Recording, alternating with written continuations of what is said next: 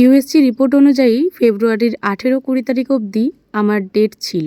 তবে পারমিতা ম্যাম আমাকে ফেব্রুয়ারির 6 তারিখ অবধি ডেট দিয়েছিল, বলেছিল এর মধ্যেও তোমার লেবার পেন উঠে যেতে পারে। ফেব্রুয়ারির 2 তারিখে আমার নর্মাল ডেলিভারি হয়েছে। তখন আমার 38 সপ্তাহ চলছিল। এক্স্যাক্ট ডেট যদি বলি তাহলে 37 সপ্তাহ 5 দিনের দিন আমার ডেলিভারি হয়ে গেছে। ফেব্রুয়ারির 4 তারিখ আমি বাড়ি ফিরেছি। আজ 5 তারিখ। শরীরটা না ভীষণ দুর্বল লাগছিল, মানে ভেতরে কেমন জানি মনে হচ্ছে হাঁসফাঁস করছিল। তাই সুব্রতকে আজ একটা ডাব আনা করিয়েছি, ওই ডাবের জলটাই খাচ্ছি। ডাবের জলটা তো একটু ঠান্ডা, তাই রোদ্দুরে বসেই খাচ্ছি যাতে করে ঠান্ডাটা খুব একটা না লাগে।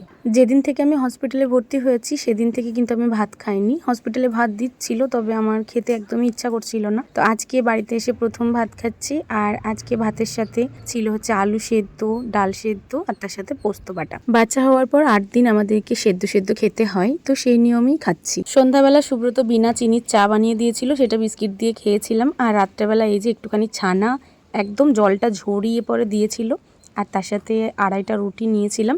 আমাদের 2টো আঁতুড় আছে। প্রথম আঁতুড়টা তোলা অবধি একটু শুকনো শুকনো খাবার খেতে হয়, এতে করে না শরীরের যে কাটাছেঁড়াগুলো হয়েছে সেগুলো খুব তাড়াতাড়ি শুকিয়ে যায়। যাই হোক, খাওয়া দাওয়া হয়ে গেছে। আর তারপর এখন সোনাকে নিয়ে বসেছি, ওকে একটুখানি আদর করব আর তারপর ঘুম পাড়াবো। এই শুরুর দিকে না ওকে ফিড করাতে একটু কষ্ট হচ্ছে, প্রচুর ব্যথা লাগছে ব্রেস্টে, সে কারণে একটু অসুবিধা হচ্ছে।